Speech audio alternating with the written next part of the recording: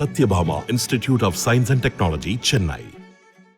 அதிமுக சின்னம், பெயர், கொடி ஆகியவற்றை பயன்படுத்த ஓபிஎஸ்க்கு விதிக்கப்பட்டிருந்த இடைக்கால தடை நிரந்தரம் செய்யப்பட்டிருக்கிறது. திரு கண்ணன் ஓபிஎஸ் உடைய ஆதரவாளர் நம்மோடு இணைந்திருக்கிறார் மற்றும் திரு சேலம் மணிகண்டனும் இணைந்திருக்கிறார். கண்ணன், இதை மேற்கொண்டு ஃபைட் அவுட் பண்ண போறீங்களா இல்ல மாற்று வழியா பார்க்க போறீங்களா? ஏன்னா நீங்க மணிகண்டன் சொல்றது போல இன்னைக்கு நீதிமன்ற வரலாறுகள்னு பார்த்தா ஒரு நீதிபதி வழங்கிய தீர்ப்பை தவிர மற்ற எல்லாத்திலையுமே பின்னடைவு. ஸோ நீங்க ரூட்டை மாற்ற வேண்டிய எல்லா காரணியும் இந்த ட்ராக் ரெக்கார்ட்ல இருக்குல்ல வந்துருச்சு. உண்மைதான், அது ஒத்துக்கொள்ள வேண்டிய விஷயம். இனியும் நீதிமன்றத்தை நம்பி இருப்பது முட்டாள்தனம் என்பது ஒவ்வொரு தீர்ப்பின் மூலமாக நம்மளுக்கு உணர்த்தத்தான் செய்கிறது. அதை அந்த ட்ராக் ரெக்கார்டை மாற்றணுங்கிறது காலத்தின் கட்டாயம். எப்படி புரட்சி தலைவர் எந்த சின்னத்தை தூக்கி பிடித்தாரோ, எந்த கொடியை தூக்கி பிடித்தாரோ, அந்த கொடிக்கு எதிராகத்தான் ஒரு இயக்கத்தை கண்டு திராவிட முன்னேற்ற கழகத்தை தீய சக்தி என்று சொல்லி அண்ணா திராவிட முன்னேற்ற கழகத்தை ஆரம்பித்தார்.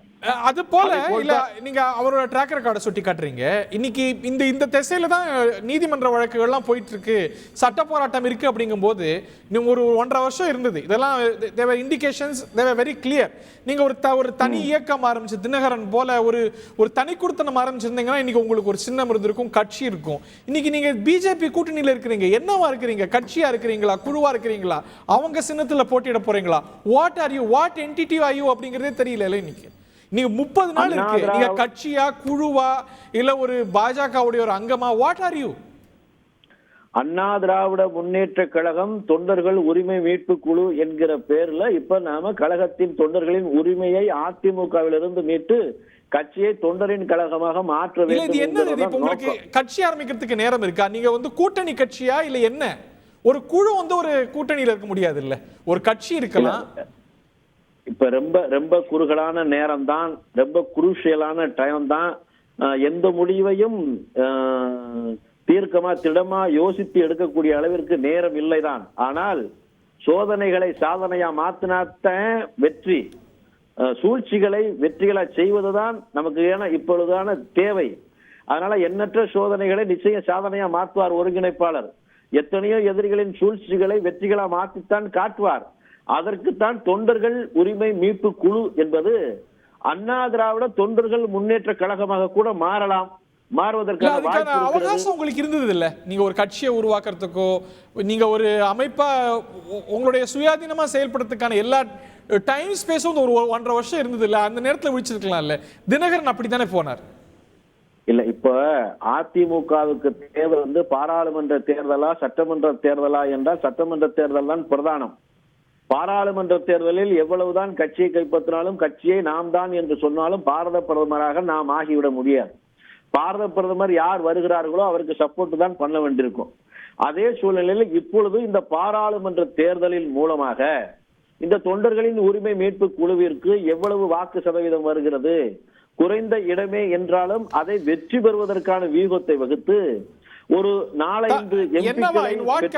நீங்க தாமரை சின்னத்துல தான் போட்டிட வேண்டிய ஒரு சூழல் இருக்கும்ல. ஏன்னா எலெக்ஷன் கமிஷன் உங்களை சுயேட்சையா பாக்குமா? நீங்க சுயேட்சையா ஐடென்டிஃபை பண்ண போறீங்களா? How will you identify yourself?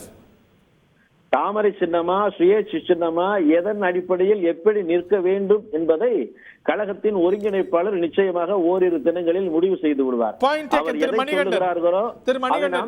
அவர் என்ன சொல்றார்?